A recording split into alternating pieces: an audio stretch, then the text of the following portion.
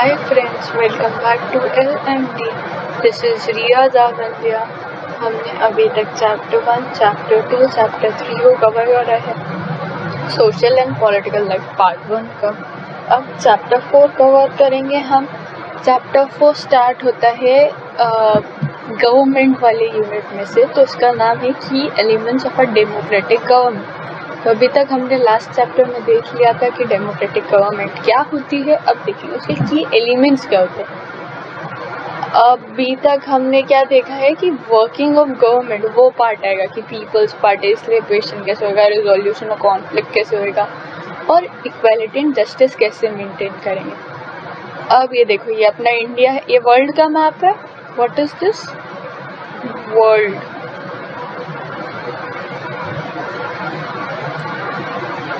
This is North America. This is South America. This is Europe. This is Asia. This is Australia. This is Africa. यहाँ पर ऐसे कहीं पे Antarctica भी। अब उन्होंने यहाँ पे 2 कंट्रीज मार्क करी है। वन इज अपनी प्यारी सी इंडिया और एक कंट्री है साउथ अफ्रीका। ये साउथ अफ्रीका इसलिए मार्क किया क्योंकि इसकी स्टोरी हम डिस्कस करेंगे इस चैप्टर में। ओके, सो चलो चलते हैं साउथ अफ्रीका, वहाँ की कहानी सुन के आते हैं। South Africa is a country of several races. मतलब अपने यहाँ पे जैसे डिफरेंट कास्ट, डिफरेंट रिलीजन है ना, वहाँ पे रेस है। अब रेस क्या होती है? तो ये जो कलर ऑफ स्किन होता है, जैसे इंडिया में प्रिवेंटली सबका कलर ऑफ स्किन ब्राउन, जैसे 3 कलर होते हैं, वाइट, ब्राउन और ब्लैक। तो साउथ अफ्रीका ऐसी कंट्री है जहाँ पे तीनों कलर्स, वाइट जो है ये इंग्लिश लोगों का है, ब्राउन जो है ये इंडियंस जो लेबरर्स बनकर वहां पर गए थे, देखो इंडियंस और ट्रेडर्स, उनकी वजह से ब्राउन है। वाइट तो वो तो बाहर के लोग हैं, और जो ओरिजिनली साउथ अफ्रीका के हैं वो ब्लैक। ठीक है, तो अब ये स्टोरी है माया नायडू की। देखो आप नेम कितना मिल रहा है, Maya Naidu. Pronunciation is totally Indian but spelling is somewhere different. यहाँ NAIDU लिखते हैं, इन्होंने नायडू ऐसे किया।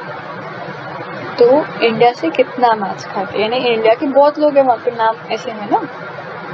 तो Maya Naidu is a 11-year-old south African girl. जो वो कहाँ रहती है? जोहानिसबर्ग।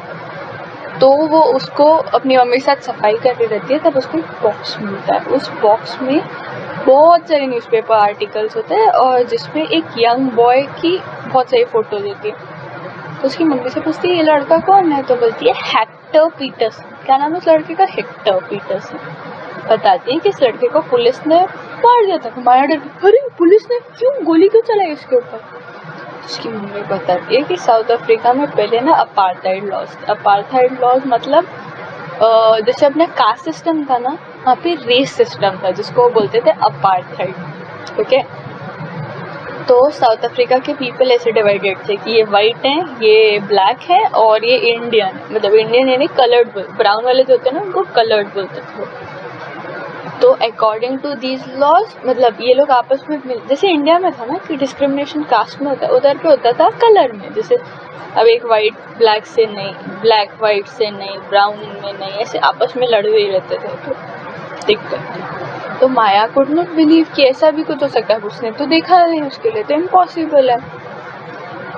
तो बताती हैं कि उस वक्त पे ना बहुत डिफिकल्ट होता था, हॉस्पिटल्स अलग थे, एम्बुलेंस अलग थी। उसके बाद जो वाइट पीपल की एम्बुलेंस थी ना वो बहुत अच्छी होती थी, लेकिन ब्लैक की नहीं। जैसे अपने होता था ना ब्राह्मण्स के लिए सबसे बेस्ट और स्लेव्स के लिए सबसे बुरा, दलित्स के लिए बुरा, ऐसे। हालांकि यहाँ पे तो ट्रेन्स भी अलग थी, बसेस भी अलग थी, बहुत दिक्कतें थी। इनफैक्ट बस स्टॉप्स तक डिफरेंट थे। तो जो नॉन वाइट्स थे मतलब कलर्ड और यानी इंडियंस और अफ्रीकन जो थे, they were not allowed to vote. अब बताओ अफ्रीकन्स को उनकी खुद की कंट्री में वोट करने नहीं दिया जाता था। This is so wrong, right? तो सबसे अच्छी जो लैंड थी देश में वो पूरी की पूरी वाइट लोगों के लिए रिजर्व थी। ऐसे बोलते बोलते ना उसकी मम्मी को गुस्सा, वॉल्यूम बढ़ती जा रही है, गुस्सा। बढ़ रहा है। तो बताती हूँ कि ऐसे ब्लैक पीपल तो या कलर्ड पीपल जो होते हैं ना, उनको कभी इक्वल ट्रीटमेंट नहीं दिया जाता था। ऐसी ही एक जगह थी western township, south western township, जिसको सोविटो बोलते हैं। तो सोविटो में हेक्टर अपने दोस्तों के साथ पढ़ रहा था। उनको था कि वो अफ्रीकन लैंग्वेजेस पढ़ना चाहते, मतलब वो उनकी खुद की लैंग्वेजेस पढ़ना चाहते थे, लेकिन they were forced to read and learn what white spoke.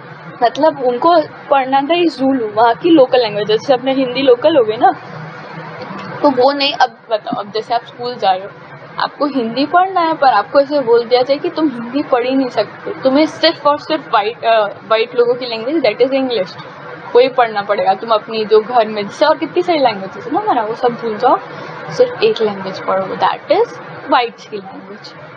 तो उनको बहुत बुरा लगा, तो उन्होंने प्रोटेस्ट करा कि नहीं, हमको तो हमारी लैंग्वेज पढ़ना है, ऐसे थोड़ी होता है, ये तो गलत है। तो लड़े, ऐसे बहुत सारे लोगों ने प्रोटेस्ट करा। तो साउथ अफ्रीका की जो पुलिस थी ना, उन्होंने जिन्होंने प्रोटेस्ट किया उनको खूब मारा, और उसके बाद ऐसे क्राउड में गोली चला दी, ऐसे डिस्टा हवा में चला दी।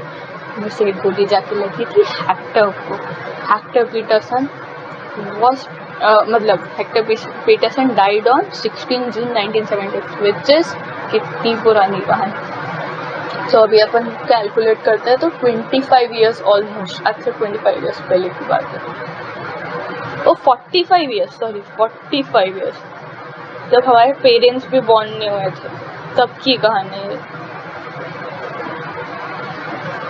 तो अब वो और उसमें आता है कि African National Congress, a group of people who led the struggle against apartheid. अब ऐसा हुआ कि ये चेंज हो गया। वो बेटी शॉक क्यों हुई, मतलब माया शॉक क्यों हुई, तो वो शॉक इसलिए हुई क्योंकि ये कहानी चेंज हो गई, उसने तो ऐसा कुछ देखा ही नहीं। तो अब उसकी मम्मी ने उसको ये बताया कि अफ्रीकन नेशनल कांग्रेस करके एक पीपल थे जिन्होंने लड़ाई करी, जैसे अपने यहाँ पे आज़ादी की लड़ाई थी ना, तो उनके यहाँ पे ही अपार्थाइड के अगेंस्ट लड़ाई थी। उनके सबसे बड़े लीडर कौन थे? Nelson Mandela. You must have heard this man's name, he is just amazing. तो दुनिया के सबसे अमेजिंग लोगों में से कहा जाता है इनको। ये भी गांधीयन फिलॉसफी पे चलते हैं, यानी कि अहिंसा, नॉन वायलेंस, ये सब भरोसा करते हैं। तो फाइनली वो लोग जीते कब? 1994 में, और डेमोक्रेटिक गवर्नमेंट बनी जिसमें सभी लोगों को इक्वल ट्रीटमेंट। तो देखा, अलग अलग कॉन्टिनेंट्स की कहानी, बट कहानी क्या है अलग, मतलब वहाँ पे डिस्क्रिमिनेशन हो रहा है, यहाँ पे कलर की वजह से हो रहा है। अपने यहाँ पे डिस्क्रिमिनेशन होता है कास्ट की वजह से, बट अल्टीमेटली हो क्या रहा है? डिस्क्रिमिनेशन। क्या डिफरेंसेस है कि किसी को बेटर ट्रीटमेंट मिलता है, किसी को बुरे ट्रीटमेंट मिलता है। तो जहाँ जहाँ पे भी डिफरेंसेस होंगे वहाँ पे डिस्क्रिमिनेशन हो रहे हैं। तो अभी डिस्क्रिमिनेशन क्यों हो रहे थे? क्योंकि वो उन्होंने डिफरेंस में किसी ने अपने आप को मान लिया I am better than you. उसको क्या करने के लिए ये डेमोक्रेटिक गवर्नमेंट स्टार्ट हुई, उसकी ही ये स्टोरी है। जैसे हमने इंडिया की स्टोरी देखी थी, वैसे ही यहाँ की भी स्टोरी। सो पहली स्टोरी फिर से पढ़ना, मेरे को लगता है आपको समझ गई होगी। अगर नहीं समझी होगी तो फिर से पूछना कमेंट बॉक्स में। See you guys in the next video, bye bye, take care till then.